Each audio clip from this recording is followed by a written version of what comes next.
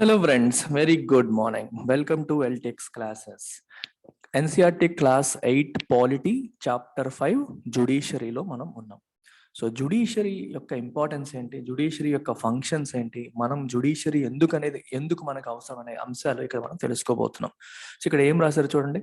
A glance at the news paper provides A glimpse of the range of work done by the courts in this country. Paper చదివేటప్పుడు మనకు ఒక idea వచ్చేస్తుంది కోర్టులు ఎంత work చేస్తున్నాయో ఈ కంట్రీలోనే. కానీ why we need these courts ఎప్పుడైనా మనం ఆలోచించామా? ఇవాళ తెలుసుకుందాం. ఫస్ట్ ఆఫ్ ఆల్ ఇది తెలుసుకునే ముందు we need to remember that we have the rule of law in India. ఇండియాలో రూల్ ఆఫ్ లా అనేది ఉంది అని ప్రీవియస్ చాప్టర్లో మనం తెలుసుకున్నాం. రూల్ ఆఫ్ లా అంటే ఏంటి? రూల్ ఆఫ్ లాకి సంబంధించి మనకు 2 కాంపోనెంట్స్ ఉన్నాయి. మొదటి కాంపోనెంట్ ఏంటంటే laws apply equally to all persons. అందరికీ చట్టం ఒకేలాగా వర్తిస్తుంది. అందరికీ చట్టం ఒకేలాగా వర్తిస్తుంది. ఒక వ్యక్తికి తప్పు అంటే ఇంకో వ్యక్తికి కూడా తప్పే. అంటే ఒక చట్టం దృష్టిలో ఒక వ్యక్తి తప్పు చేశాడని భావిస్తే అదే తప్పు ఇంకో వ్యక్తి చేసిన తప్పు కిందే లెక్క.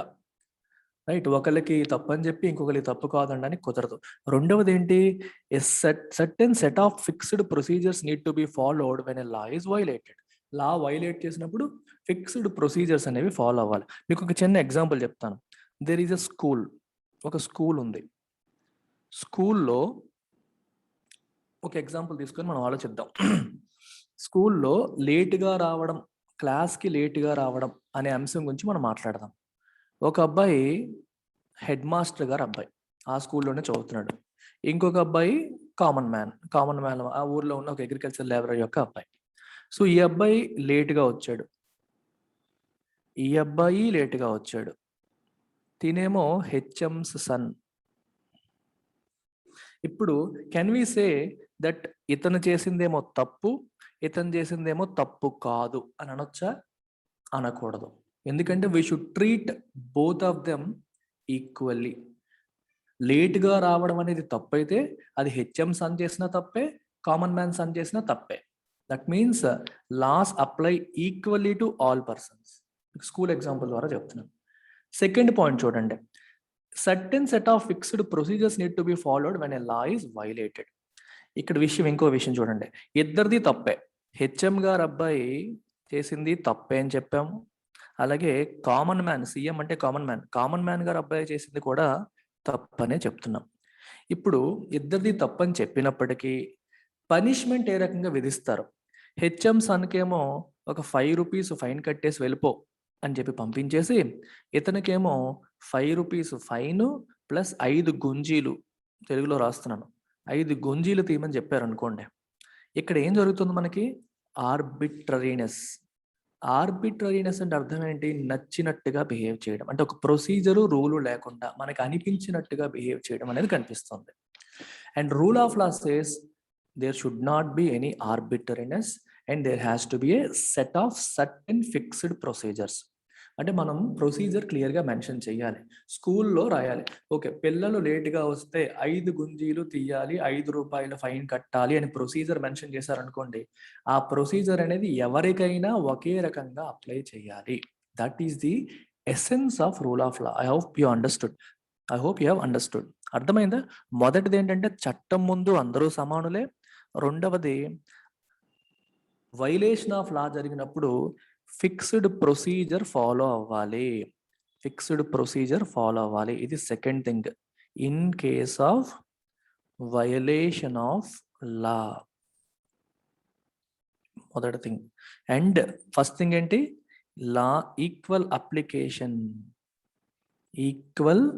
Application of loss. అందరికీ సమానంగా వర్తించాలి. ఒకళ్ళు చేసే తప్పని ఇంకోళ్ళు చేసే తప్పు కాదని అనకూడదు. తప్పని చెప్పిన తర్వాత ఫాలో అయ్యే ప్రొసీజర్లో కూడా ఒకే రకమైన ప్రొసీజర్, ఒక ఫిక్స్డ్ ప్రొసీజర్ అనేది ఉండాలి. ఆర్బిటరీనెస్ ఉండకూడదు. ఈ 2 ఉంటే మనకి రూల్ ఆఫ్ లా ఉన్నట్టు. మన ప్రాథమిక హక్కులు చదివేటప్పుడు, ఫండమెంటల్ రైట్స్ చదివేటప్పుడు మనం చదువుతాం equality before law and equal protection of laws అని చదువుతాం. మనకి హయ్యర్ క్లాసెస్లో మీకు వస్తుంది ఎన్సీఆర్టీస్లో. ఈక్వాలిటీ బిఫోర్ లా, చట్టం ముందు అందరూ సమానులే. ఈక్వల్ ప్రొటెక్షన్ ఆఫ్ లాస్ అంటే చట్టం వైలేట్ అయినప్పుడు దానికి అనుసరించాల్సిన ప్రొసీజర్ కూడా సేమ్ ఉండాలి. It has to be based on procedure established by law.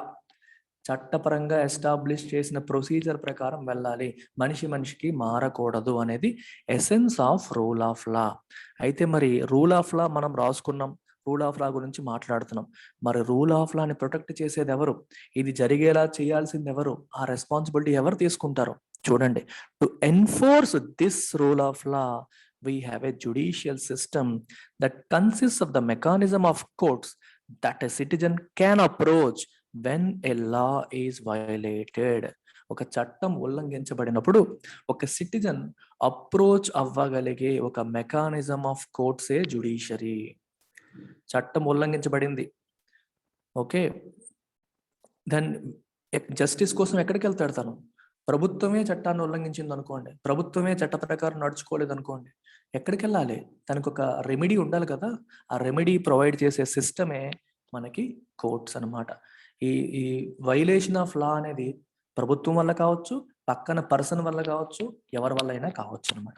As an organ of the government, చూసారు ఇక్కడ ఏం రాశారో, ఆర్గన్ ఆఫ్ ద గవర్నమెంట్ అన్నారు. అంటే గవర్నమెంట్ లో ఇది ఒక ఆర్గన్ అంట.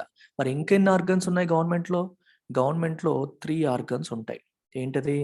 Legislature, executive and judiciary. Legislature పని ఏంటి?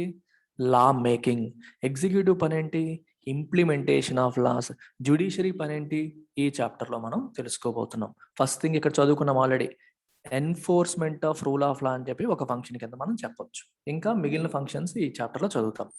As an organ of the government, the judiciary plays a crucial role in the functioning of India's democracy. It can play this role only because it is చాలా important aspect అమ్మా, it is independent. It is independent. అది independent గా ఉంటుంది కాబట్టే అది ఆ role ని play చేయగలుగుతుంది. అయితే what does an independent judiciary mean అంటే అర్థం ఏంటి? ఇండిపెండెంట్ జ్యుడిషియరీ అంటే అర్థం ఏంటి? Is there any connection between the court in area and the supreme court in New Delhi? In this chapter you will find answers to these questions. Independent judiciary అంటే అర్థం ఏంటి? అలాగే మీ ఊర్లో ఉన్న కోర్టుకి సుప్రీం కోర్టుకి ఏమైనా సంబంధం ఉందా? ఈ 2 అంశాలు మనం ఈ చాప్టర్ లో తెలుసుకోబోతున్నాం. చాలా చాలా ఇంపార్టెంట్ కాన్సెప్ట్స్ అమ్మా. Independent judiciary and integrated judiciary అని చెప్పి హయ్యర్ క్లాసెస్ లో చదువుతారు. దానికి అవసరమైన బేసిక్స్ మీకు ఎక్కడ కనిపిస్తున్నాయి. ఇండిపెండెంట్ జ్యుడిషియరీ గురించి ఇంకా ఇక్కడ రాశారు. సో ఈ లోపు మనం ఫ్లో ప్రకారం వెళ్దాం. What is the role of judiciary? First thing చూడండి, what is the role of judiciary? Judiciary యొక్క రోల్ ఏంటి? జ్యుడిషియరీ ఏమేమి చేస్తుంది? Courts take decisions on a very large number of issues. చాలా అంశాలపైన డెసిషన్స్ తీసుకుంటారు. They can decide that no teacher can beat a student, అలా decide చేయొచ్చు. లేదా షేరింగ్ ఆఫ్ రివర్ వాటర్స్ గురించి మాట్లాడొచ్చు 2 స్టేట్స్ మధ్యలో. లేదా పీపుల్ని వాళ్ళు చేసిన తప్పులకి పనిష్మెంట్ కూడా విధించవచ్చు. ఒక రకంగా చెప్పాలంటే work done by judiciary can be divided in to the following. రకరకాల కేటగిరీస్ కింద మనం డివైడ్ చేయొచ్చు. చూడండి ఏమేమి రాస్తారో. మొదటిది డిస్ప్యూట్ రెజల్యూషన్. డిస్ప్యూట్ రెజల్యూషన్ అనేది ఎవరెవరి మధ్యలో? It can be between 2 citizens, లేదా citizen and government, or 2 state governments, or between central government and state government. ఇలా కూడా జరగవచ్చు. సో ఇది స్టేట్ గవర్నమెంట్ కావచ్చు, సెంట్రల్ గవర్నమెంట్ కావచ్చు. అంటే ఇద్దరు సిటిజన్స్ మధ్యలో, లేదా ఒక సిటిజన్ మరియు సెంట్రల్ గవర్నమెంట్, ఆ సిటిజన్ మరియు స్టేట్ గవర్నమెంట్స్ మధ్యలో, 2 స్టేట్ గవర్నమెంట్స్ మధ్యలో, లేదా సెంటర్కి స్టేట్ గవర్నమెంట్స్కి మధ్యలో. వీటిని ఈ కేసుని ఫెడరల్ డిస్ప్యూట్స్ అని అంటారు. ఫెడరల్ డిస్ప్యూట్స్ 2 రాష్ట్రాల మధ్య ఉండేవి, ఒక రాష్ట్రానికి ఒక కేంద్ర ప్రభుత్వానికి మధ్యలో ఉండేవి. వాటిని మనం ఫెడరల్ డిస్ప్యూట్స్ అని చెప్పి అంటాం. సో ఇలా అన్ని అంశాలని కూడా ఎవరు రిజాల్వ్ చేస్తారంటే కోర్టులు అనేవి రిజాల్వ్ చేస్తాయి. ఇది మొదటిది. రెండవది జ్యుడిషియల్ రివ్యూ, చాలా important aspect. Court is the final interpreter of the constitution.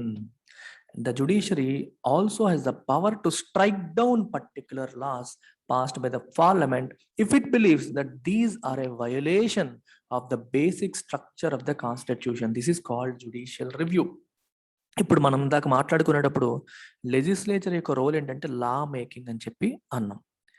Legislature ఒక చట్టం చేసింది అనుకోండి. ఈ చట్టం if it is in violation of constitution, violation of basic structure of constitution. What is basic structure అనేది హయ్యర్ క్లాసెస్లో డీటెయిల్డ్గా చదువుతారు. కానీ ప్రస్తుతానికి మీరు అర్థం చేసుకోవాల్సింది ఏంటంటే మౌలిక స్వరూపం లేదా ఫండమెంటల్ బ్రిక్ అనుకోండి, అంటే most important features of the constitution అనుకోండి, వాటిని వైలేట్ చేసేలాగా పార్లమెంట్ చట్టం చేసింది అనుకోండి. మీరు గుర్తుపెట్టుకోవాలి, Constitution is the fundamental law of land. That is the most basic law of land. That is the most basic and fundamental law of land. So Constitution ni violate chestu parliament lo chattalu cheyakodu. Parliament chattam cheyochu, but they have to be based on constitutional provisions.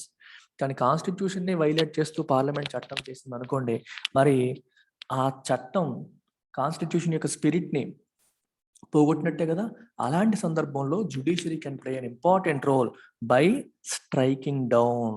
It has the power to strike down. దాన్ని మనం judicial review అంటాం. కొట్టి వేస్తుంది అంటే ఒక రకంగా judiciary is exercising control or check అంటాం. Control or check. It checks the power of legislature తన పరిధికి మించి ప్రవర్తించకుండా జుడిషియరీ కంట్రోల్ చేయగలుగుతుంది. అంటే ఎవరి పవర్లో వాళ్ళు ఉంటారు, కానీ లెజిస్లేచర్ కాన్స్టిట్యూషన్ కి అనుగుణంగా ఉండే చట్టాలు చేయాలి. వాటిని కంట్రోల్ తప్పి చేసినప్పుడు judiciary has the power to strike down certain laws. Judiciary చేసే పార్లమెంట్ చేసే చట్టాలని కొట్టేసే అధికారం అనేది మనకి జుడిషియరీకి ఉంటుంది. దాన్ని మనం ఏమంటాం, జుడిషియల్ రివ్యూ అని చెప్పి అంటాం. The power to strike down particular laws by parliament if the judiciary believes they are a violation of basic structure of the constitution. ఇక్కడ కూడా చూడండి, final interpreter of the constitution. మీరు ఇప్పుడు కాన్స్టిట్యూషన్ ఉంది, constitution లో ఉన్న అంశాలు మనం చదివాం. కాన్స్టిట్యూషన్ కొన్ని ప్రావిజన్స్ ఉన్నాయి. లెట్ అస్ సే లెజిస్లేచర్ దీన్ని ఒక రకంగా ఇంటర్ప్రెట్ చేసింది. తను అర్థం చేసుకోవడం. ఇంటర్ప్రిటేషన్ అంటే అర్థం ఏంటి? అర్థం చేసుకోవడం. ఇంటర్ప్రిటేషన్ 1 అనుకోండి. అండ్ జుడిషియరీ ఇంకో రకంగా అర్థం చేసుకుంది అనుకోండి, ఎగ్జిక్యూటివ్ ఇంకో రకంగా అర్థం చేసుకుంది అనుకోండి. ఏది ఫైనల్ అవుతుందంటే జుడిషియరీ ఇంటర్ప్రిటేషనే ఫైనల్. ఎందుకంటే ఎగ్జిక్యూటివ్ సరిగ్గా అర్థం చేసుకోలేకపోవచ్చు, అంటే ఆ లాంగ్వేజ్ని అర్థం చేసుకోలేకపోవచ్చు, లెజిస్లేచర్ కూడా సరిగ్గా అర్థం చేసుకోలేకపోవచ్చు. కానీ జుడిషియరీ ఇలాంటి సందర్భాల్లోనే కన్ఫ్యూజన్ ఉండేటప్పుడు ఫైనల్గా జుడిషియరీ ఏం చెప్తే అది ఫైనల్ అవుతుంది అనమాట. అందుకే it is the final interpreter of the constitution అని చెప్పి అంటాం. ఇవి 2 అయ్యాయి. 3వ ఫంక్షన్ చూడండి, upholding the law and enforcing fundamental rights. Beautiful sentence. Upholding అంటే సపోర్టింగ్, ప్రొటెక్టింగ్. ఇప్పుడు మనకి చట్టాలు వైలేట్ అయినప్పుడు there has to be a place where you can go. మొదటిది డిస్ప్యూట్ రెజల్యూషన్ అని మాట్లాడడం, ఎవరెవరికి ఏంటి చెప్పి రాసాం. అలాగే చట్టాలు ఇంప్లిమెంట్ అయ్యేలా కూడా చూడాలి. చూడండి, every citizen of India can approach the supreme court or the high court if they believe that their fundamental rights have been violated. మనకి కాన్స్టిట్యూషన్ ప్రతి ఇండివిజువల్కి కూడా కొన్ని ప్రాథమిక హక్కుల్ని కల్పించింది. అయితే ప్రాథమిక హక్కులను కల్పిస్తూ ఏం చెప్పిందంటే, ప్రాథమిక హక్కులకి ఒక గార్డియన్ పెట్టింది. ఎవరా Guardian? Supreme court. Supreme court is the Guardian of fundamental rights. So ఏం చెప్తుంది, ఒకవేళ మీ యొక్క హక్కులు భంగం కలిగితే an individual can approach Supreme Court directly or he can also go to High Court. High Court కి వెళ్ళడం అనేది కామన్, కానీ సుప్రీం కోర్టు కూడా డైరెక్ట్ గా వెళ్ళగలుగుతారు ఫండమెంటల్ రైట్స్ అనేవి వైలేట్ అయితే. So supreme court has the responsibility to admit the case and protect the rights of individuals. అది రాశారు ఇక్కడ. మొదటిది, ఇంకా మీరు క్లాస్ 7 బుక్ లో ఒకటి చదువుకున్నారు. హకీమ్ షేక్ అనే అగ్రికల్చరల్ లేబరర్ ఒక రన్నింగ్ ట్రైన్ నుంచి పడిపోయాడు అండ్ దెబ్బలు తగిలాయి. కండిషన్ ఏమో got worse because several hospitals refused to admit him. Hospitals ఏమో అతను అడ్మిట్ చేసుకోవాలా. ఇది విన్న తర్వాత సుప్రీం కోర్ట్ ఏం చెప్పింది, మనకి ఫండమెంటల్ రైట్స్ లో ఉన్న ఆర్టికల్ 21 ఏదైతే ఉందో ఇది ఏం ప్రొవైడ్ చేస్తుందంటే మనకి రైట్ టు లైఫ్ ప్రొవైడ్ చేస్తుంది. Fundamental right to life. And supreme court ఏం చెప్పిందంటే right to life also includes right to health. ఇక్కడ ఏం జరుగుతుంది, ఇంటర్ప్రిటేషన్. మీకు రైట్ టు లైఫ్ అనేది ఉంది, అదొక fundamental right. Right to life లో రైట్ టు హెల్త్ కూడా ఉంటుంది. ఇప్పుడు ప్రభుత్వం సరైన ప్రొటెక్షన్ ఇవ్వనందువల్లే అతనికి ట్రీట్మెంట్ జరగక అతని కండిషన్ అనేది ఇంకా వర్సన్ అయిపోయింది అని చెప్పి ఇప్పుడు సుప్రీంకోర్టు చెప్పింది. It is therefore directed the West Bengal government to pay him compensation. So మీరు కాంపెన్సేషన్ పే చేయండి. స్టేట్ నెగ్లిజెన్స్ వల్లే అతను ఈరోజు సఫర్ అయ్యాడు. For the loss suffered as well as come up with a blue print for primary health care. Primary health care ఒక blue print తో మీరు రండి with particular reference to treatment of patient during emergency cases treat చేసేలాగా government hospitals అన్ని జరిగేలాగా కమ్అట్ with a blue print అని కూడా చెప్పడం జరిగింది. ఎన్ఫోర్సింగ్ ఫండమెంటల్ రైట్స్, అర్థమైందా? చట్టాలు ఇంప్లిమెంట్ చేసేలాగా చూడాలి. ఇంప్లిమెంట్ చేయాల్సిన రెస్పాన్సిబిలిటీ ఎగ్జిక్యూటివ్ది. ఒకవేళ ఇంప్లిమెంటేషన్ జరగకపోతే ప్రభుత్వాన్ని నిలదీసే హక్కు కూడా సుప్రీంకోర్టుకి అండ్ కోర్ట్స్కి ఉంటుంది. ఫండమెంటల్ రైట్ వైలేషన్ అయినప్పుడు కూడా మనం కోర్టుని అప్రోచ్ అవ్వవచ్చు. ఇది చూడండి, పశ్చిమ బెంగాల్ ఖేత్ మజ్దూర్ సమితి versus state of west Bengal కేసులో సుప్రీంకోర్టు తీర్పు ఇవ్వడం అనేది జరిగింది. ఇక్కడ మీకు సుప్రీంకోర్టు పిక్చర్ కనిపిస్తుంది. ఇండియాలో సుప్రీంకోర్టు ఎప్పుడు ఎస్టాబ్లిష్ అయింది అని అడుగుతారు. 26 జనవరి 1950.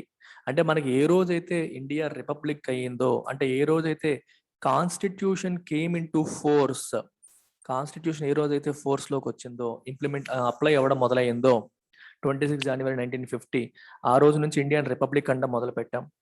అండ్ ఆ రోజు నుంచి సుప్రీంకోర్టు కూడా ఎస్టాబ్లిష్ అయింది. అదే రోజు సుప్రీంకోర్టు ఎస్టాబ్లిష్ అయింది. ఇది సుప్రీంకోర్టు రావడానికి ముందు మనకి ఏముండేది? ఫెడరల్ కోర్టు ఉండేది. ఇది 1937, 1949 మధ్యలో ఉండేది. ఇది పార్లమెంట్ హౌస్ లో ఛాంబర్ ఆఫ్ ప్రిన్సెస్ లో ఉండేది. సుప్రీంకోర్టు కూడా పార్లమెంట్ హౌస్ లో ఇనీషియల్ గా స్టార్ట్ చేశారు. తర్వాత 1958 లో it moved to new building in Mathura road. కొత్త బిల్డింగ్ కి మూవ్ అవడం అనేది జరిగింది అనమాట. నెక్స్ట్ చూడండి, what is an independent judiciary? అసలు ఇండిపెండెంట్ జుడిషియరీ అంటే ఇందాక మాట్లాడుకున్నాం, ఈ చాప్టర్ లో మనం తెలుసుకోబోతున్నాము అని. ఇండిపెండెంట్ జుడిషియరీ అంటే అర్థం ఏంటి? మంచి ఎగ్జాంపుల్ తో ఇక్కడే చెప్పారు. చూడండి ఇక్కడ ఏం రాశారు. Imagine a situation in which a powerful politician has encroached on land belonging to your family. మీ ఫ్యామిలీకి సంబంధించిన ల్యాండ్ లో తను ఎన్క్రోచ్ అయిపోయాడు, అంటే కబ్జా చేసేసాడు. మీ ల్యాండ్ లో తను బోర్డు పెట్టేశాడు అనుకోండి. With in this judicial system, let us సే ఆ పవర్ఫుల్ పొలిటీషియన్ కి he has the power to appoint and dismiss a judge from his office. చూసారా, ఈ పవర్ఫుల్ పొలిటీషియన్ తో మీరు ఇప్పుడు ఫైట్ చేయాలి. మీ ల్యాండ్ లో తను వచ్చేసి బోర్డు పెట్టేశాడు. And he has power to appoint judges. ఇతను పొలిటీషియన్, ఇది సీఎం, కామన్ మ్యాన్. ఇతనికి జుడిషియరీని అపాయింట్ చేసి, అలాగే డిస్మిస్ చేసి, అలాగే ట్రాన్స్ఫర్ చేసే పవర్ ఇతనికి ఉందనుకోండి. నీకు అన్యాయం జరిగినప్పుడు నువ్వు ఎక్కడికి వెళ్తావు? జుడిషియరీ దగ్గరికి వెళ్తావు, జడ్జి గారి దగ్గరికి వెళ్తావు.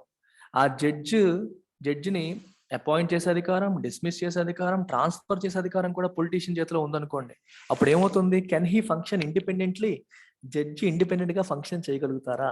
ఏ తీర్పిస్తే నాకు అమ్మో నేను అతనికి అనుకూలంగా తిరిగిపోకపోతే నన్ను ట్రాన్స్ఫర్ చేసేస్తారేమో, నన్ను డిస్మిస్ చేసేస్తారేమో అనే భయాలు, నా ప్రమోషన్ ఆపేస్తారేమో అనే భయం జడ్జి గారికి వస్తుంది. సో హిజ్ అటానమీ, అతను ఇండిపెండెంట్ గా ఆలోచించే అవకాశం అనేది దెబ్బతింటుంది. అటానమీ అనేది పోతుంది. రైట్. సో ఈ కేసును మనం కోర్టుకి తీసుకెళ్తే judge is clearly partial to politician. Obvious గా తను పార్షియాలిటీ చూపించే అవకాశాలనే ఉంటాయి. The control that the politician holds over the judge does not allow for the judge to take an independent decision. ఈ కంట్రోల్ అనేది ఏం చేస్తుంది? అతను ఇండిపెండెంట్ గా డెసిషన్ తీసుకునే అవకాశాన్ని ఇవ్వదు. ఎందుకంటే నేను నిజంగా ఎవరు తప్పు ఎవరు తప్పు అనే భావనలో వెళ్తే పొలిటీషియన్కి శిక్ష పడేలా చేయాలి. కానీ అతను డిస్మిస్ చేస్తాడేమో అన్న భయంతో ఆయన ఆగిపోయే అవకాశాలనే ఉంటాయి. ఇక్కడ ఒక చిన్న కాన్సెప్ట్ మీకు నేర్పిస్తాను, ఇట్ విల్ హెల్ప్ యూ. మీరు ఎక్కువగా పవర్ అనే పదం గురించి చదువుతారు. We will keep reading about the word power. అసలు పవర్ ని మనం ఎలా డిఫైన్ చేస్తాం? What is the definition of power? ఎప్పుడైనా ఆలోచించారా? పవర్ అంటే ability to control, ability to control the obedience despite resistance. చాలా ఇంపార్టెంట్ డెఫినేషన్ అది. ఇది గుర్తుపెట్టుకోండి, మీకు హెల్ప్ అవుతుంది. మీకు ఒక ఎగ్జాంపుల్ చెప్తాను, పవర్ అంటే ఏంటో కూడా తెలిసిపోతుంది అక్కడ. Ability to control the obedience despite resistance. ఇప్పుడు ఇద్దరు వ్యక్తులు ఉన్నారు, ఇక్కడ ఇంకోళ్ళు ఉన్నాడు. Okay, and this particular person wants to control this smaller guy. Okay, ఇతనికి ఇతని పైన పవర్ ఉంది అని మనం ఎప్పుడు చెప్తాం? ఇతను చెప్పింది ఇతను ఒప్పుకుంటే. ఈ ఏ చెప్పేది బి ఒప్పుకున్నాడు అనుకోండి, ఓకే, ఏ చెప్పినట్లుగా బి నడుచుకున్నాడు అనుకోండి, అప్పుడు A has power over B. అయితే ఇక్కడ రెండు రకాలు. ఏ చెప్పింది బి ఇష్టపూర్వకంగా అంటే విల్లింగ్గా ఒప్పుకోవచ్చు, అన్విల్లింగ్గా ఒప్పుకోవచ్చు. అందుకే రాశారు డిస్పైట్ రెసిస్టెన్స్. నీకు ఇష్టమున్నా లేకపోయినా, నచ్చినా నచ్చకపోయినా, if you are following someone's order, that means that someone has power on you. That someone has power on you. చాలా ఇంపార్టెంట్ ఆస్పెక్ట్ ఇది. ఒకళ్ళు చెప్పిన మాట మనం చేస్తున్నాం. ఇష్టపడి చేస్తున్నామా, ఇష్టం లేకుండా చేస్తున్నామా అనేది డజంట్ మ్యాటర్. ఇష్టపడి చేసినా, ఇష్టపడకుండా చేసినా సరే, వాళ్ళు చెప్పింది మనం ఫాలో అవుతున్నామంటే అతనికి మన మీద పవర్ ఉన్నట్లు. చాలా చాలా ఇంపార్టెంట్ కాన్సెప్ట్ ఇది. ఇది మీరు గుర్తుపెట్టుకోండి. ఈ పవర్ని మనం రెండు రకాలుగా డివైడ్ చేయొచ్చు. Soft power, hard power. Hard power అంటే వైలెన్స్ ఉపయోగించి, పనిష్మెంట్ ఉపయోగించి, ఫియర్ను ఉపయోగించి చెప్పిన మాట చేయించుకోవడం. సాఫ్ట్ పవర్ అంటే బెనిఫిట్స్ ఉపయోగించి, గిఫ్ట్స్ ఉపయోగించి, మనీ ఉపయోగించి చెప్పిన మాట చేయించుకోవడం. నేను డబ్బులు ఇస్తాను, డబ్బులు ఇచ్చి నేను చెప్పినట్టుగా నడుచుకునేలా చేస్తాను. I'm exercising soft power on you. నేను బెదిరిస్తున్నాను, బెదిరించి నేను చెప్పినట్టుగా చేసేలా చేస్తున్నాను. I'm exercising hard power on you. So ఇవి గుర్తుపెట్టుకోండి, దేనికైనా పనికొస్తాయి ఫ్యూచర్లో. వీటిని మీరు అర్థం చేసుకుంటే చాలా చాలా సబ్జెక్ట్స్లో మీకు ఈ కాన్సెప్ట్ అనేది హెల్ప్ అవుతుంది. ఓకేనా? ఇక్కడ ఏమవుతుంది? The control that the politician holds over the judge does not allow for the judge to take an independent decision. ఎందుకంటే ఇక్కడ పొలిటీషియన్కి ఎటువంటి పవర్ ఉందంటే హార్డ్ పవర్ ఉంది. పనిష్మెంట్, నువ్వు నేను చెప్పింది అనకపోతే నేను ట్రాన్స్ఫర్ చేస్తా, డిస్మిస్ చేస్తా అనేది వాడతాడు. This lack of independence would force the judge to make all judgments in favour of politician. Independence లేకపోవడం వల్ల తనకి ఫేవరబుల్ గా తను జడ్జిమెంట్స్ చేసే అవకాశాలనే ఉంటాయి. Although we often hear of rich and powerful people in India trying to influence the judicial process, the Indian Constitution protects against this kind of situation by providing for the independence of judiciary. ఇప్పుడు ఈ ఎగ్జాంపుల్లో మనం ఏదైతే ఉన్నామో, politicians మన జ్యుడిషియరీని influence చేయకుండా protection ఇవ్వడం కోసమే మన కాన్స్టిట్యూషన్లో ఇండిపెండెన్స్ ఆఫ్ జ్యుడిషియరీని ప్రొవైడ్ చేశారు. ఇండిపెండెన్స్ ఆఫ్ జ్యుడిషియరీని ఏ రకంగా ప్రొవైడ్ చేస్తారు? ఇప్పుడు జడ్జి గారు ఉన్నారు, జడ్జి గారి అపాయింట్మెంట్ తీసుకోండి, జడ్జి గారి ప్రమోషన్ తీసుకోండి, జడ్జి గారి ట్రాన్స్ఫర్ తీసుకోండి, ఇవేవి కూడా ఎగ్జిక్యూటివ్ చేతిలో లేకుండా ఉంటే, అంటే వీళ్ళకి సంబంధించిన అంశాలు, ఎగ్జిక్యూటివ్ అంటే ఎవరు? ప్రభుత్వంలో ఉన్న మినిస్టర్స్, పొలిటీషియన్స్, వీళ్ళంతా. సో వీళ్ళ చేతిలో వీళ్ళకి సంబంధించిన పవర్స్ ఏవి కూడా లేకపోతే దెన్ వీ హ్యావ్ ఇండిపెండెన్స్. ఇక్కడ అదే రాశారు, one aspect of this independence is a separation of powers. ఎవరి పవర్స్ వాళ్ళకి సెపరేట్ గా ఉండాలి. Judiciary should have its powers sourced from constitution. జుడిషియరీకి పవర్స్ ఎక్కడి నుంచి రావాలి? ఎగ్జిక్యూటివ్ నుండో, లెజిస్లేచర్ నుండో రాకూడదు. ఎగ్జిక్యూటివ్ ఆర్డర్ పాస్ చేస్తే జుడిషియరీకి పవర్ వచ్చింది అనుకోండి, పార్లమెంట్లో చట్టం చేస్తే జుడిషియరీకి పవర్ వచ్చింది అనుకోండి, దట్ మీన్స్ పార్లమెంట్కి జుడిషియరీ మీద పవర్ ఉన్నట్టు, ఎగ్జిక్యూటివ్ జుడిషియరీ మీద పవర్ ఉన్నట్టు. ఎప్పుడైతే వీళ్ళకి పవర్ ఉంటుందో కంట్రోల్ వెళ్ళిపోతుంది. కంట్రోల్ వెళ్ళిపోయిందంటే జుడిషియరీ ఇండిపెండెంట్ గా ఫంక్షన్ చేయదు. So judiciary gets its powers from whom? ఎగ్జిక్యూటివా? కాదు. లెజిస్లేచరా? కాదు. మరి ఎక్కడి నుంచి? కాన్స్టిట్యూషన్ నుంచి. It gets its powers directly from Constitution and it has its own set of powers. ఎవరిపైన అది డిపెండెంట్ కాదు. అందుకే సెపరేషన్ ఆఫ్ పవర్స్ గురించి మనం చాప్టర్ 1లో కాన్స్టిట్యూషన్ యొక్క ఫీచర్స్లో ఇది ఒకటి అని చెప్పి చదువుకున్నాం. It is a key feature of the constitution. Legislature, judiciary, executive యొక్క పవర్స్ సెపరేట్, దేనికవే సెపరేట్, దేనికదే important. What this means here is that the other branches of the government, ఏంటవి? Legislature and executive cannot interfere in the work of judiciary. Judiciary యొక్క work లో వాళ్ళు interfere అవ్వలేరు. The courts are not under the government and do not act on their behalf. ఇక్కడ government అంటే ఉద్దేశం executive అని. Executive కింద వాళ్ళు పని చేయట్లేదు, వాళ్ళు చెప్పినట్టుగా చేయాల్సిన అవసరం కోర్టులకు లేదు. కోర్ట్స్ అనేవి కాన్స్టిట్యూషన్ ప్రకారం నడుచుకుంటాయి, అంతేగాని ఎగ్జిక్యూటివ్ చెప్పినట్టు, లెజిస్లేచర్ చెప్పినట్టుగా నడాల్సిన అవసరం వాటికి లేదు. For the separation of powers to work, ఇది వర్క్ చేయాలంటే ఏం చేయాలి? It is crucial that all judges in the High Court as well as Supreme Court are appointed with very little interference from other branches. వాళ్ళ appointments లో మిగిలిన branches యొక్క interference అనేది తక్కువగా ఉండాలి. Once appointed, it is also very important difficult to remove a judge. ఒకసారి appoint చేసాక వాళ్ళని రిమూవ్ చేయడం కూడా కష్టమే. దాన్నే మనం తర్వాత హయ్యర్ క్లాసెస్లో చదువుతాం. We call it something called security of tenure, అంటే పదవీ కాలానికి భద్రత. సెక్యూరిటీ ఆఫ్ టెన్యూర్ అని చెప్పి ఫ్యూచర్లో మనం చదవబోతున్నాం. అంటే ఒక జడ్జిని మనం అపాయింట్ చేశాక ఆర్బిట్రరీగా నచ్చినట్లు రిమూవ్ చేయడానికి కుదరదు. జడ్జిని రిమూవ్ చేయాలంటే ఒక ప్రొసీజర్ ఫాలో అవ్వాలి, as established in the constitution. కాన్స్టిట్యూషన్లో మెన్షన్ చేసిన ప్రొసీజర్ ప్రకారమే జడ్జి గారిని మనం రిమూవ్ చేయగలుగుతాం. అది కాంప్లెక్స్ ప్రొసీజర్. ఊరికొరికే నచ్చినట్టు తీయడానికి అవకాశం లేదు. మీకు ఎగ్జాంపుల్ చెప్తుంది. గవర్నర్ చూడండి, గవర్నర్ రిమూవ్ చేయాలనుకోండి, ప్రొసీజర్ ఏమీ లేదు. ఎప్పుడు కావాలంటే అలాగా, ఎలా కావాలంటే అలాగా మనం రిమూవ్ చేసేయచ్చు. President, governor works during the pleasure of the president అంటారు. అంటే ప్రెసిడెంట్ కి నచ్చకపోతే ఎప్పుడైనా గవర్నర్ని తీసేయచ్చు. ప్రెసిడెంట్ ఏమో మన prime minister and council of minister చెప్పిన మాటను ఫాలో అవుతారు. సో వీళ్ళకి ఎప్పుడు నచ్చకపోయినా ప్రెసిడెంట్ చెప్పి గవర్నర్ పదవి ఊడిలా చేయొచ్చు. సో గవర్నర్ కి సెక్యూరిటీ ఆఫ్ టెన్యూర్ ఉందా? లేదు. మరి సుప్రీంకోర్టు జడ్జి, పలానా సుప్రీంకోర్టు జడ్జి నాకు నచ్చలేదని చెప్పి ప్రైమ్ మినిస్టర్ మోదీ అతను రిమూవ్ చేయగలుగుతారా? రిమూవ్ చేయలేరు. ఎందుకు చేయలేరు? They have security of tenure. అంటే వాళ్ళని రిమూవ్ చేయాలంటే మీరు ప్రొసీజర్ ఫాలో అవ్వాలి. అది కూడా పార్లమెంట్ లో ఒక బిల్లు పెట్టి, దాని రిజల్యూషన్ పెట్టి, దానికి ఓటింగ్ జరిగి చాలా పెద్ద ప్రొసీజర్ ఉంటుంది. తర్వాత చదువుతాం. అది ఫాలో అయితే గానీ అతను మనం రిమూవ్ చేయలేము. సో రిమూవల్ అనేది కష్టం. అపాయింట్మెంట్స్ లో కూడా ఎగ్జిక్యూటివ్ మరియు లెజిస్లేచర్ యొక్క రోల్ అనేది చాలా తక్కువ ఉంటుంది. ఈ రకంగా we are ensuring independence of judiciary. Fire classes లో ఇంకా కొన్ని పాయింట్స్ చదువుతాం. ప్రస్తుతానికి ఈ రెండు అర్థం చేసుకోండి.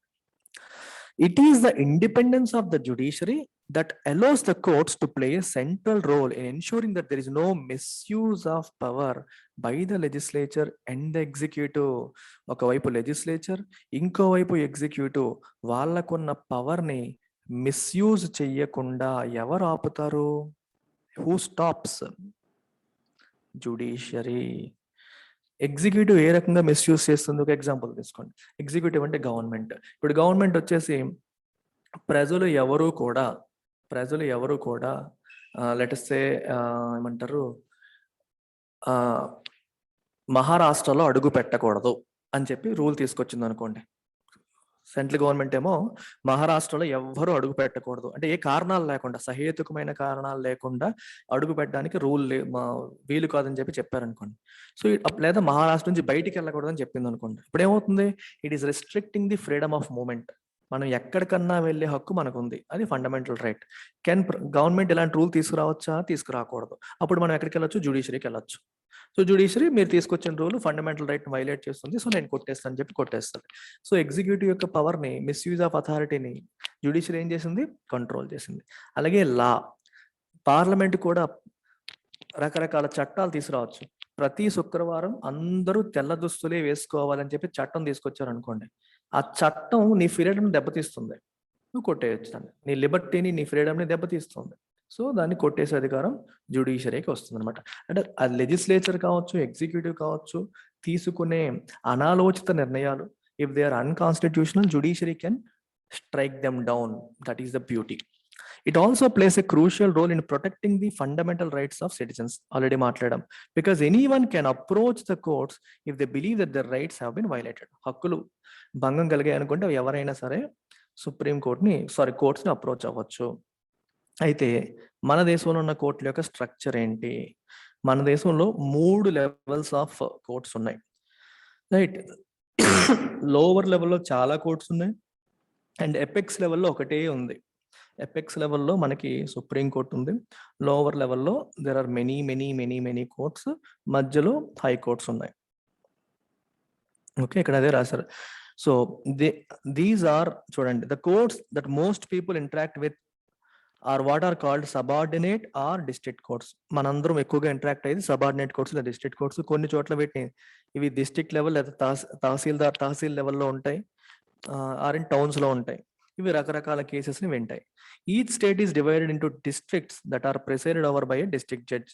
ప్రతి డిస్ట్రిక్ట్ ఒక డిస్ట్రిక్ట్ జడ్జ్ ఉంటారు.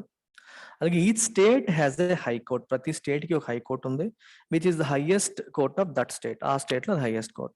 అన్నిటికంటే టాప్ లో సుప్రీం కోర్ట్ అనేది ఉంది, అది న్యూఢిల్లీలో ఉంటుంది. దాంట్లో chief justice of India is the head of supreme court. Supreme court ఏ నిర్ణయం అయితే తీసుకుంటుందో it is binding, it is binding on all lower courts, అన్ని కోర్ట్స్ పైన అది బైండింగ్. సుప్రీంకోర్టు తీసుకున్న తీర్పుకి వ్యతిరేకంగా హైకోర్టులు తీర్పులు ఇవ్వడానికి లేదు, వాళ్ళు చెప్పింది వీళ్ళు ఫాలో అవ్వాలి అని ఇక్కడ చెప్తున్నారు. హైకోర్టుల సంగతి చూడండి ఒకసారి. హైకోర్ట్స్ ఏమో ఇండియాలో మొట్టమొదటిసారి కల్కత్తా, బాంబే, మద్రాస్ ప్రావిన్సెస్ ఉండేవి ఒకప్పుడు. Bombay province, Kolkata province, Bengal province అనేవాళ్ళు, మద్రాస్ ప్రావిన్స్, వీటిల్లో ఫస్ట్ ఎస్టాబ్లిష్ చేశారు 1862లో బ్రిటిష్ వాళ్ళ హయాంలో. ఢిల్లీ హైకోర్టు ఏమో 1966లో వచ్చింది. ప్రస్తుతానికి 25 హైకోర్టులు ఉన్నాయి. చాలా స్టేట్స్ కి ఓన్ హైకోర్ట్స్ ఉన్నాయి. పంజాబ్, హర్యానాకి ఒకటే హైకోర్టు ఉంది, కామన్ హైకోర్టు ఉంది. North eastern states, 4 north eastern states of Assam, Nagaland, Mizoram, Arunachal Pradesh కి కలిపి ఒకటే హైకోర్టు గౌహతిలో ఉంది. ఆంధ్రప్రదేశ్, తమిళనాడు, తెలంగాణకి 2 సెపరేట్ హైకోర్ట్స్ వచ్చేసాయి. ఇంతకుముందు కలిపి ఉండేది ఒకటే, ఇప్పుడు 2 వేరు వేరు అయిపోయాయి. Some high courts benches in other parts of the state for greater accessibility. అంటే హైకోర్ట్ లెట్స్ హైదరాబాద్ లో ఉన్నప్పటికీ దాని యొక్క బెంచ్ వరంగల్లో పెట్టారనుకోండి, సో వరంగల్లో మీరు వెళ్ళొచ్చు, అంటే దాని యొక్క బ్రాంచ్ లాగా అనుకోండి. అక్కడ కూడా మనం వెళ్ళి, అయితే హైదరాబాద్ వెళ్ళలేని వాళ్ళు అక్కడికి వెళ్ళి కూడా అప్పీల్ చేసుకోవచ్చు. అలా కొన్ని ఉంటాయి. Are these different levels of courts connected to each other? Yes. మనకి పైన సుప్రీం కోర్ట్ ఉంది, మధ్యలో హైకోర్ట్స్ ఉన్నాయి, కింద డిస్ట్రిక్ట్ కోర్ట్స్ ఉన్నాయని చదివాం. ఇవన్నీ ఒకదానికొకటి కనెక్ట్ అయ్యాయా అంటే ఎస్, దే ఆర్ కనెక్టెడ్. అందుకే దీన్ని ఏమంటాం? ఇంటిగ్రేటెడ్ జ్యుడిషియరీ అంటాం. జ్యుడిషియరీ గురించి చదివేటప్పుడు మన 2 పదాలు మనకు గుర్తు రావాలి. ఒకటి ఇండిపెండెంట్ జ్యుడిషియరీ, రెండవది ఇంటిగ్రేటెడ్ జ్యుడిషియరీ. ఇండిపెండెంట్ జ్యుడిషియరీ గురించి ఇప్పుడే చదివాం. ఏం చదివాము? జడ్జిల యొక్క ఫంక్షనింగ్ లో లెజిస్లేచర్ లేదా ఎగ్జిక్యూటివ్ యొక్క రోల్ ఉండకూడదు, ఇంటర్ఫిరెన్స్ అనేది ఉండకూడదు, వాళ్ళని రిమూవ్ చేసే అధికారం కూడా అంత ఈజీగా ఉండకూడదు, సెక్యూరిటీ ఆఫ్ టెన్యూర్ అనేది ఉండాలి అని 2 అంశాలు చదివాం. ఇంకా కొన్ని అంశాలు ఫ్యూచర్ క్లాసెస్ లో చదువుతాం. ఇంటిగ్రేటెడ్ అంటే అర్థం ఏంటి? దేనికది సెపరేట్ కాదు. అక్కడ సుప్రీం కోర్టు, ఇక్కడ హైకోర్ట్స్, ఇక్కడేమో డిస్ట్రిక్ట్ కోర్ట్స్ ఒకదాంతో ఒకటి ఇంటర్లింక్ అయి ఉంటాయి, ఇంటిగ్రేటెడ్ గా ఉంటాయి. Meaning that the decisions made by higher courts are binding on the lower courts. Higher courts తీసుకునే నిర్ణయాలు, హైకోర్టు తీసుకునే డిస్ట్రిక్ట్ కోర్ట్స్ పైన, సుప్రీం కోర్ట్ తీసుకునేది డిస్ట్రిక్ట్ మరియు హైకోర్ట్స్ పైన binding. Another way to understand this integration is through the appellate mechanism that exist in India. Appellate mechanism అర్థం చేసుకోవడం ద్వారా కూడా మనం ఇంటిగ్రేషన్ అర్థం చేసుకోవచ్చు. This means that a person can appeal to a higher court if they believe that the judgment passed by lower court is not just. Very good. కింది court, district కోర్టులో నీకు వచ్చిన జడ్జిమెంట్ నీకు అది ఫెయిర్ కాదని నువ్వు భావిస్తే నువ్వు హైకోర్టుకి వెళ్ళొచ్చు. హైకోర్టులో వచ్చిన జడ్జిమెంట్ ఫెయిర్ కాదని భావిస్తే మనం సుప్రీం కోర్టుకి వెళ్ళొచ్చు. దీన్ని ఏమంటాం? అప్పీలేట్ సిస్టమ్ లేదా అప్పీల్ అంటాం. కింది కోర్టు వేసిన తీర్పు పైన నువ్వు అప్పీల్ చేసి హైకోర్టుకి వెళ్ళావు, హైకోర్టు ఇచ్చిన తీర్పు పైన అప్పీల్ చేసి నువ్వు సుప్రీం కోర్టుకి వెళ్ళావు. సో అప్పీలేట్ సిస్టమ్ అని చెప్పి అంటారు దీన్ని. చూడండి ఒకసారి, దీని ఒక కేసు ద్వారా అర్థం చేసుకుందాం. State Delhi administration versus Lakshman Kumar and others. ఈ పర్టికులర్ కేస్ ద్వారా మనం ఈ లోవర్ కోర్ట్స్ నుంచి హైకోర్టు, సుప్రీం కోర్టు వరకు అపీల్స్ ఎలా పనిచేస్తాయి అనేది మనం తెలుసుకునే ప్రయత్నం చేద్దాం. ఇది ఒక కథ, అంటే యాక్చువల్గా నిజంగా జరిగిందే. 1980s లో ఫిబ్రవరిలో లక్ష్మణ్ కుమార్ అనే వ్యక్తి 20 సంవత్సరాల వయసు ఉన్న సుధా గోయల్ని పెళ్లి చేసుకున్నాడు. ఢిల్లీలో ఒక ఫ్లాట్ లో వాళ్ళు నివసిస్తూ ఉండేవాళ్ళు. అదే ఫ్లాట్ లో లక్ష్మణ్ యొక్క బ్రదర్స్, వాళ్ళ ఫ్యామిలీస్ కూడా జాయింట్ ఫ్యామిలీ కలిసి ఉండేవాళ్ళు. December 2nd, 1980 రోజున ఏం జరిగింది? సుధా హాస్పిటల్లో చనిపోయింది. ఎందువల్ల అంటే బర్న్స్, అంటే మంట వల్ల శరీరం కాలిపోయి సుధా చనిపోయింది. సుధా యొక్క ఫ్యామిలీ కోర్టులో కేసు ఫైల్ చేసింది. ఈ కేసు ట్రయల్ కోర్టులో, ట్రయల్ కోర్టు అంటే డిస్ట్రిక్ట్ కోర్టు, కింది లెవెల్ కోర్టు, అక్కడ హీరింగ్కి వచ్చినప్పుడు 4 ఆఫ్ హర్ నైబర్స్, అంటే ఆ పక్కింటి వాళ్ళని పిలిచారు, విట్నెస్ల కింద పిలవడం జరిగింది. వాళ్ళందరూ ఏం చెప్పారు? December 1st రాత్రి సుధా యొక్క అరుపులు మేము విన్నాము, వెంటనే ఇమీడియట్ గా లక్ష్మణ్ వాళ్ళ ఇంటికి వెళ్ళాం, ఫ్లాట్కి వెళ్ళాం. అక్కడికి వెళ్ళేసరికి సుధా ఈ standing with her sari in flames. వీళ్ళు వెళ్ళే టైంకే శారీ మంటల్లో ఉంది, అలా నిలబడింది. ఇమీడియట్ గా వాళ్ళు మంటను ఆర్పేసి ఒక గన్నీ బ్యాగ్ బ్లాంకెట్తో తను ఆర్పేసి మేము హాస్పిటల్కి తీసుకెళ్ళిన తర్వాత తను చనిపోయింది. సుధా ఏం చెప్పిందంటే వాళ్ళకి, her mother in law Shakuntala had poured kerosene oil on her and that her husband Lakshman had lit the fire. వాళ్ళ అత్తగారు తన పైన కిరోసిన్ పోసారని, తన భర్త లక్ష్మణ్ మంట అంటించాడని చెప్పి సుధా వాళ్ళకి చెప్పడం జరిగింది చనిపోక ముందు. డ్యూరింగ్ ద ట్రయల్, విచారణ జరుగుతున్నప్పుడు, members of Sudha's family and neighbour stated that Sudha had been subjected to torture by her in laws and they were demanding more cash, scooter and a fridge on the birth of first child. Sudha family మరియు neighbour ఏం చెప్పారు, వాళ్ళ in-laws తను ఎప్పటి నుంచో torture చేస్తున్నారు, ఎక్కువ cash, scooter, fridge కావాలి అని చెప్పి, ఫస్ట్ చైల్డ్ పుడుతున్నాడు, సో మాకు ఇవన్నీ కావాలి అని చెప్పి వాళ్ళు డిమాండ్ చేయడం అనేది మొదలైంది. As part of they defence, Lakshman వాళ్ళ మదర్ ఏం చెప్పారంటే, యాక్సిడెంటల్ గా మిల్క్ వేడి చేస్తున్నప్పుడు యాక్సిడెంటల్ గా ఫైర్ అంటుకుంది అని చెప్పి వాళ్ళు చెప్పారు. On the basis of this and other evidence, trial court ఏం చేసింది, లక్ష్మణ్ని, వాళ్ళ మదర్ శకుంతలని, తన బ్రదర్ ఇన్ లా సుభాష్ చంద్రని, అంటే లక్ష్మణ్ యొక్క బ్రదర్ ని, his brother in law Subhash చంద్రని sentenced all of them to death sentence విధించారు. ఎవరు విధించారు? Trial court. మరి ట్రయల్ కోర్ట్ విధించినప్పుడు వీళ్ళు ఏం చేశారు, 1983లో ఈ ముగ్గురు కూడా అక్యూజ్డ్, అంటే ఎవరు ఆరోపణ ఎదుర్కొంటున్న వాళ్ళు, హైకోర్టుకు వెళ్ళారు. దేనికి? టు అపీల్ అగెన్స్ట్, ఇందాక మాట్లాడడం అపిలేట్ సిస్టమ్ అన్నాం, అంటే కింది కోర్టు ఇచ్చిన తీర్పు పైన మనం పై కోర్టుకి అపీల్ చేయొచ్చు. Only when they are integrated, ఒకదాంతో ఒకటి ఇంటర్ కనెక్ట్ అయినప్పుడే కదా చేయగలుగుతాం. కింది కోర్టు ఇచ్చిన తీర్పు పైన నువ్వు అపీల్ ఎప్పుడు చేయగలుగుతావు? If it is integrated with the higher court, if it is integrated with the next higher court, ఆ ఇంటిగ్రేషన్ ఉన్నప్పుడే మనం అపీల్ అనేది చెయ్యగలుగుతాము. అదే ఇక్కడ రాశారు. సో వీళ్ళు హైకోర్టుకి వెళ్ళడం అనేది జరిగింది. అగైన్స్ ద వర్డిక్ట్ అంటే తీర్పు, trial court. The high court after hearing the arguments of all the lawyers, అంతా విన్న తర్వాత హైకోర్టు ఏం చెప్పింది, decided that Sudha had died due to accidental fire, accidental గానే చనిపోయింది, యాక్సిడెంటల్ ఫైర్ వల్ల చనిపోయింది, వాళ్ళు టార్చర్ చేయడం వల్ల, వాళ్ళు కాల్చడం వల్ల కాదు, వాళ్ళు కిరోసిన్ వేసి అంటించడం వల్ల కాదు అని చెప్పి హైకోర్టు ఏమో చెప్పేసింది. దెబ్బకి వీళ్ళ ముగ్గురిని కూడా ఎక్విట్ చేస్తారు. ఎక్విట్ అంటే ఫ్రీ ఫ్రమ్ గిల్ట్, అంటే మీరు తప్పు చెయ్యలేదు అని చెప్పి వాళ్ళని తప్పు నుంచి విముక్తి చేశారు, వాళ్ళని ఎక్విట్ చేసేయడం అనేది జరిగిపోయింది. You may remember the photo essay on the women's movement in class 7. Class 7లో మనం ఉమెన్స్ మూమెంట్ గురించి ఒక ఫోటో ఎస్సే చూసాం. అందులో ఏం చదివామంటే 1980sలో women's groups across the country spoke out against dowry deaths. Dowry deaths వ్యతిరేకంగా ఉమెన్స్ గ్రూప్స్ దేశవ్యాప్తంగా పోరాటం చేశాయి, ఫైట్ చేశాయి.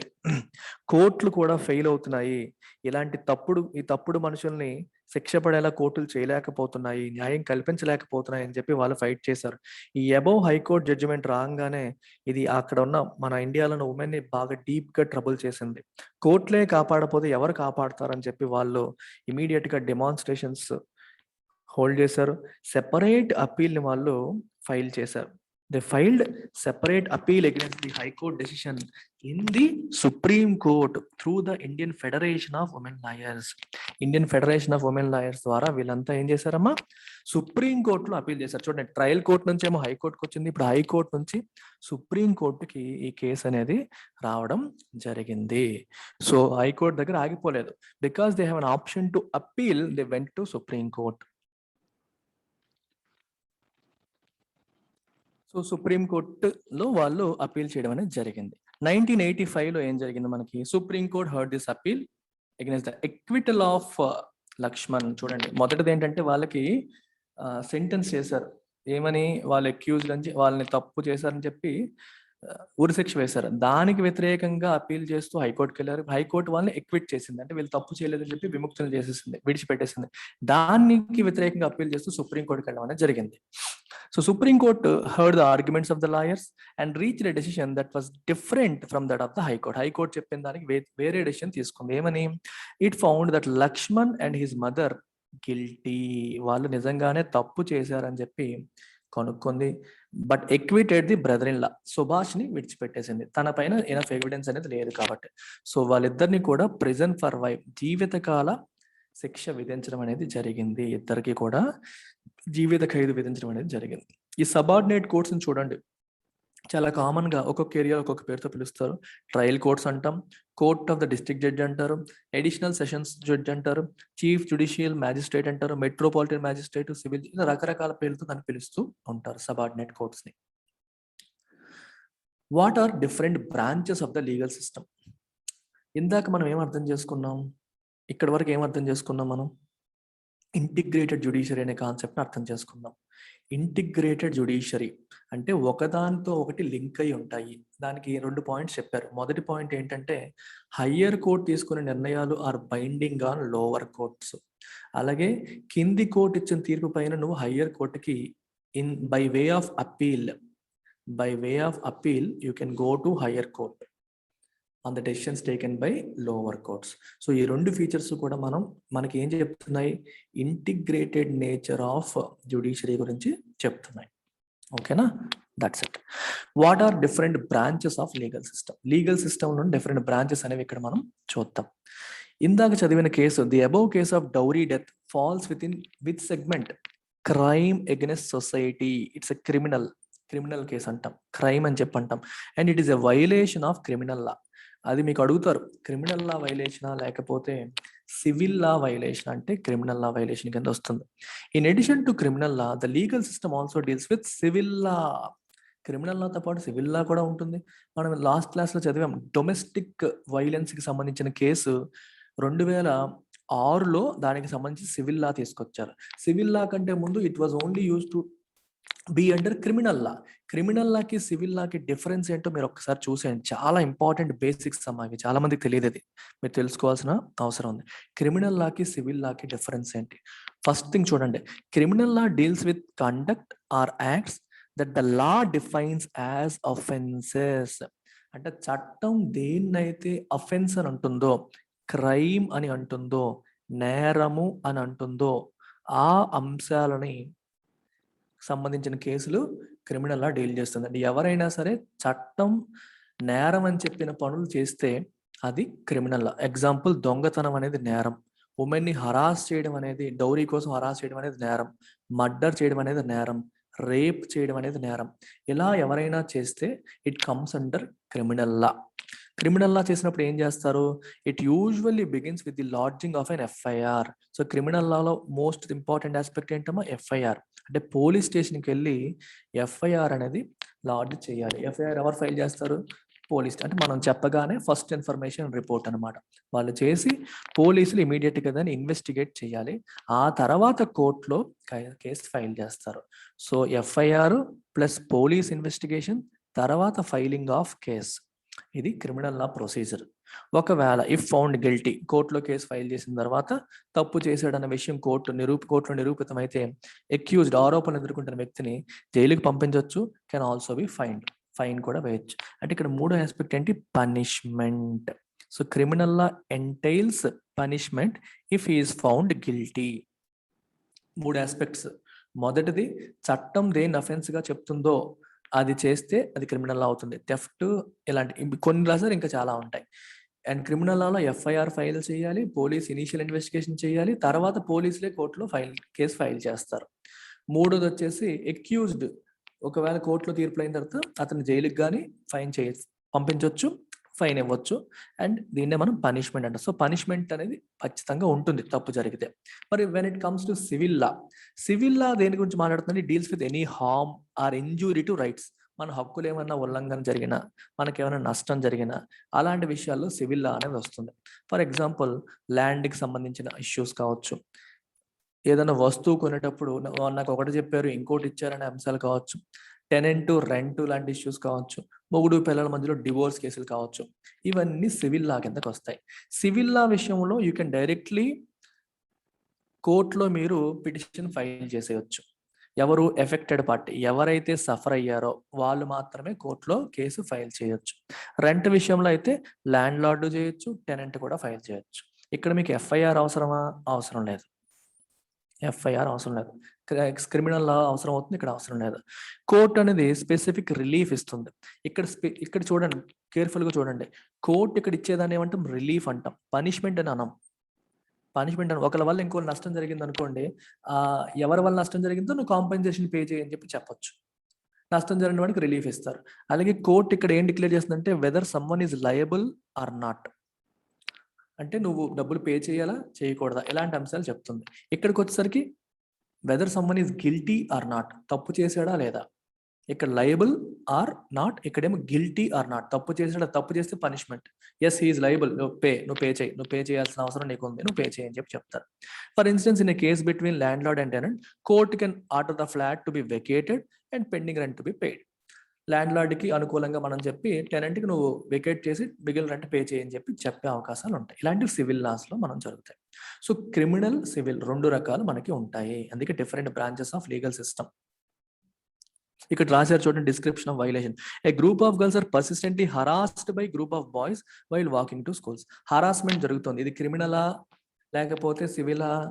Absolutely criminal. టెనెంట్, రెంట్ ఇది సివిల్. సివిల్కి ఏంటి ప్రొసీజర్? Petition in court. క్రిమినల్కి ఏంటి procedure? FIR, police station, police investigation and then file case in court. ఇది ప్రొసీజర్ ఫాలోడ్. ఇలా మనం అర్థం చేసుకోవాలి. అందరికీ does everyone have access to courts? కోర్ట్స్కి అందరికీ యాక్సెస్ ఉందా? పేదవాడు కూడా కోర్ట్ని రీచ్ అవ్వగలుగుతున్నాడా? చూడండి, in principle all citizens can access the courts in this country as per rule ఉంది. This implies that every citizen has a right to justice through courts. అర్థమవుతుందా? ప్రతి వ్యక్తికి కూడా రైట్ టు జస్టిస్ ఉంది వయా కోర్ట్స్.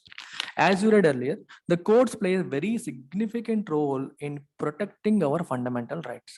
మన fundamental rights ని protect చేయడంలో courts చాలా సిగ్నిఫికెంట్ రోల్ ని ప్లే చేస్తున్నాయి. మనం ఇంతకుముందు చదివాం ఆ విషయాన్ని.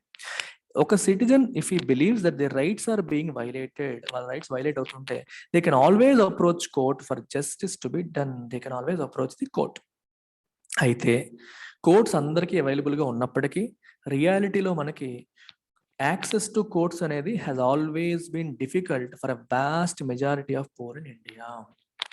చాలా మంది పూర్ కోర్ట్ని యాక్సెస్ చేయలేకపోతారు. ఎందువల్ల?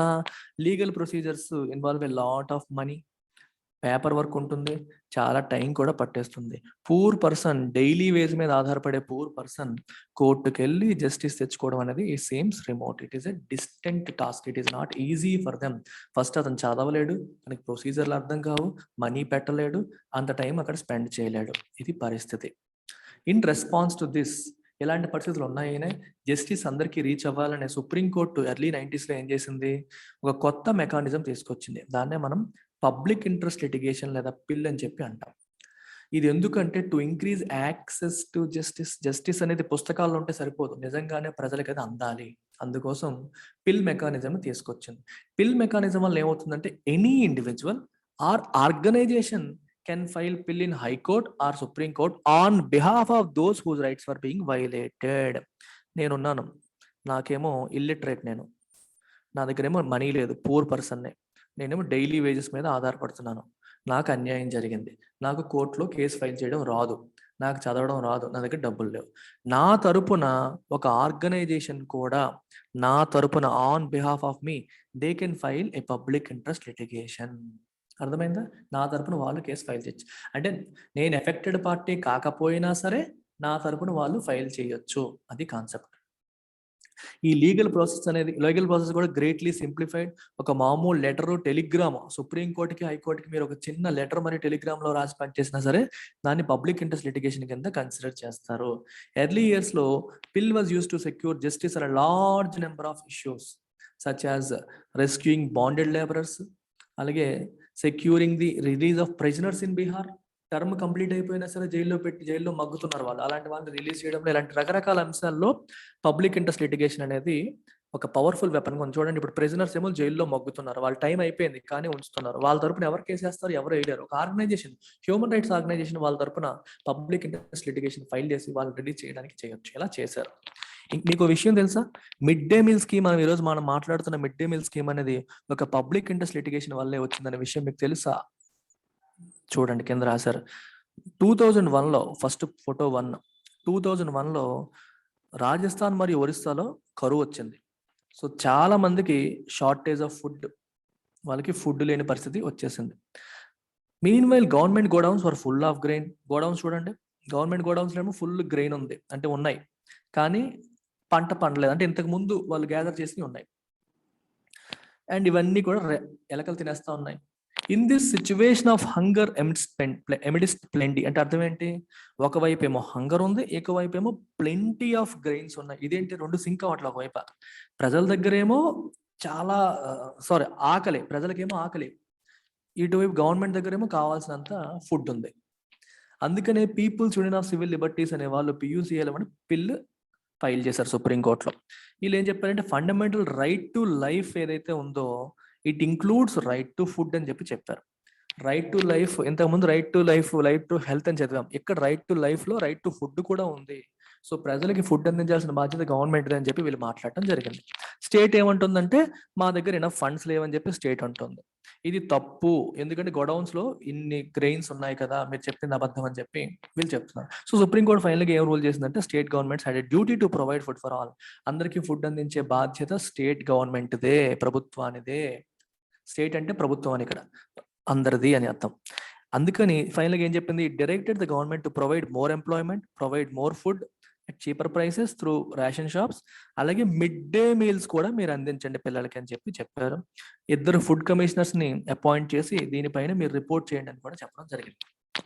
ఈ బిల్ తర్వాతే మనకి మిడ్ డే మీల్ స్కీమ్ అనేది రావడం జరిగింది. కామన్ మ్యాన్ కి access to courts is access to justice. Obviously courts ని యాక్సెస్ చేయగలిగితే జస్టిస్ వచ్చినట్టే కదా. జస్టిస్ ఎక్కడ లభిస్తుంది? కోర్టులోనే. The court exercises a crucial role in interpreting the fundamental rights of citizens, and as you saw in above case, courts interpreted Article 21 of the Constitution on the right to life to include right to food. మీకు చెప్పాను ఇందాక, right to life అని చెప్పి constitution లో రాసేశారు. దాన్ని interpret చేసేది ఎవరు? Court.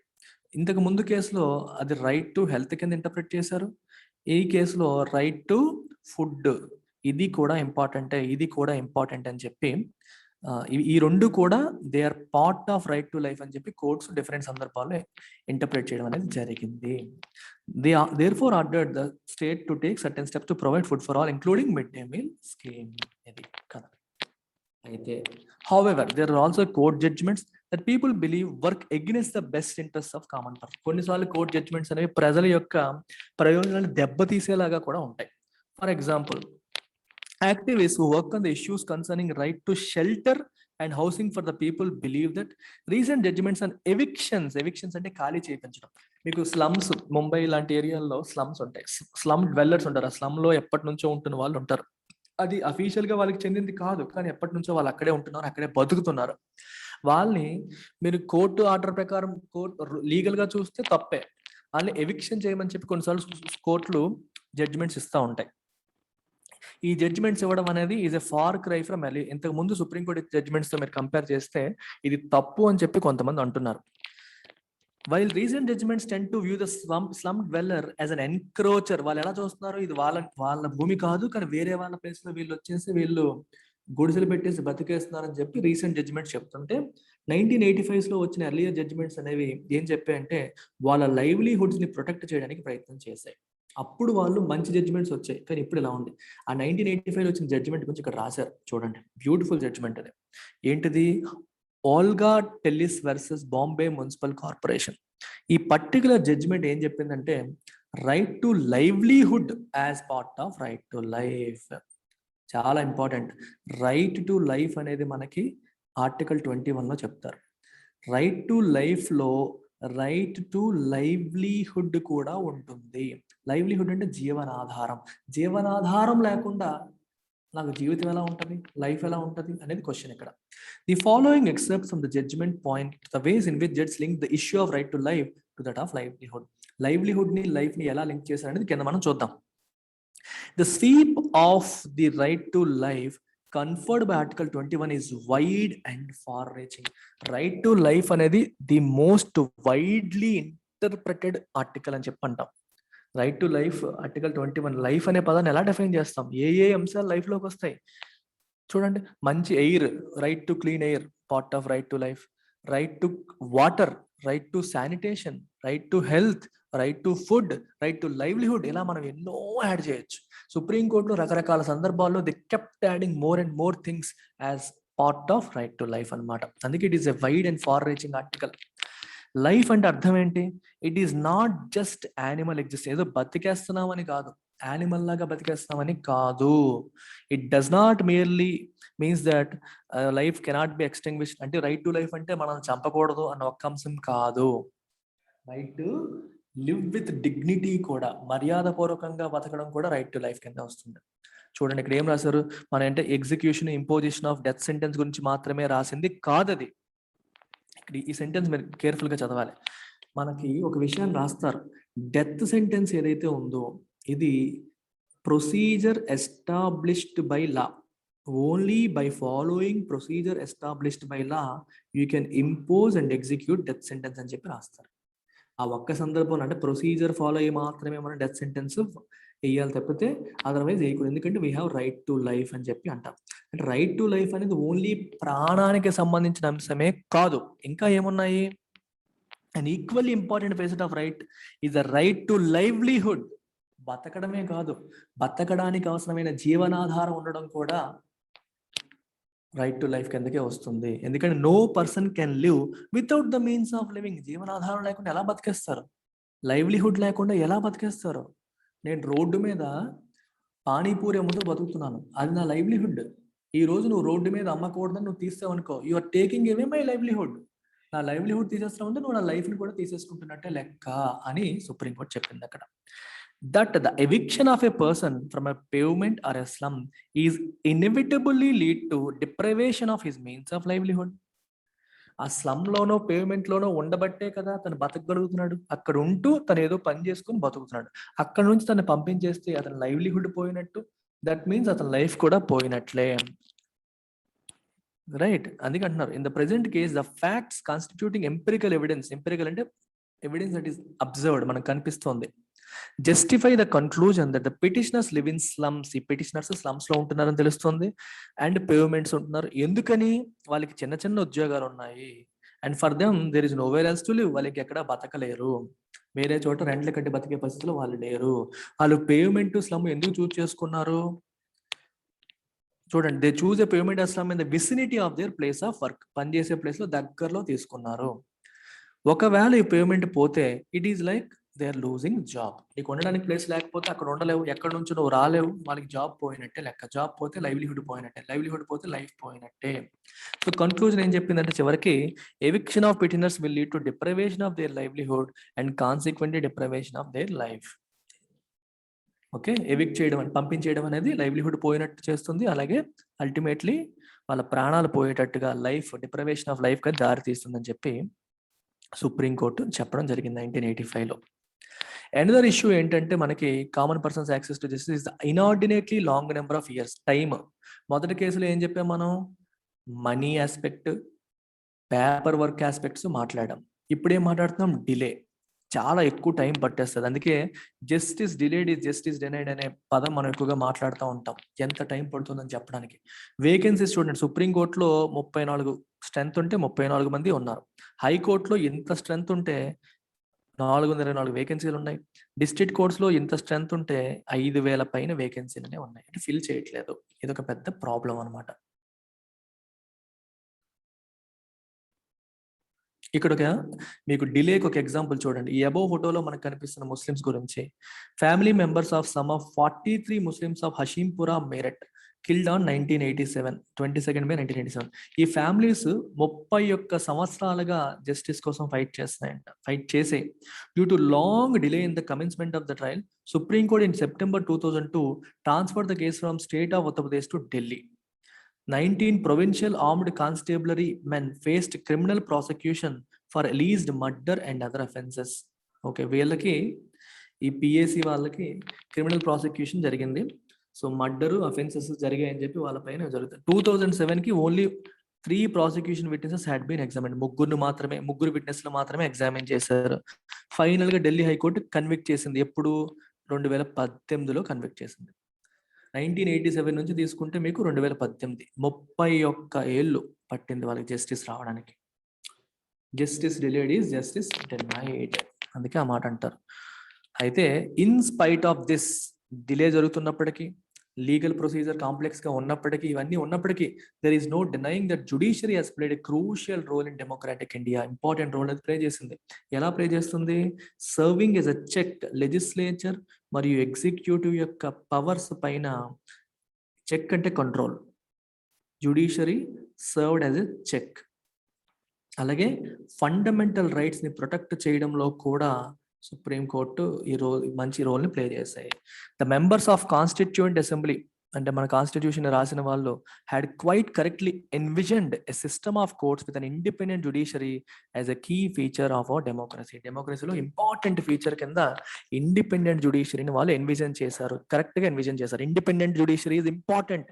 జుడిషియరీకి independence లేకపోతే it will be influenced by legislature, it will be influenced by executive, so it will not be able to protect the rights of citizens. They might have to act in accordance with legislature or executive చెప్పిన ప్రకారం వెళ్ళి. ఇప్పుడు executive కి వీళ్ళని transfer చేసే అధికారం ఉందనుకోండి, transfer చేసేస్తారన్న భయానికి వాళ్ళు చెప్పిన మాట వినాల్సి వస్తుంది. డిస్మిస్ చేసే అధికారం ఉందనుకోండి, డిస్మిస్ చేస్తారేమన్న భయానికి చెప్పిన మాట వినాల్సి వస్తుంది. అప్పుడు వాళ్ళు ఇండిపెండెంట్ గా ఫంక్షన్ చెయ్యలేరు. That's about it. Beautiful chapter. Okay, we'll continue in the next class. Take care. Bye bye.